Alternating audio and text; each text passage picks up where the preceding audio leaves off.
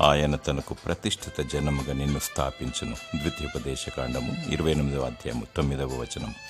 దేవుని ఆజ్ఞలకు లోబడి ఆయన కట్టడలు విధులు పాటించి దేవుని మార్గంలో నడిచినచో దేవుడు నిన్ను బహుగా దీవిస్తాడు. తన నిత్య నిబంధన నీ పట్ల నెరవేరుస్తాడు. నీకు మరియు దేవునికి శాశ్వత అనుబంధం ఉంటుంది. దేవుని ప్రేమ నుండి ఎవరు నిన్ను దూరం చేయలేరు.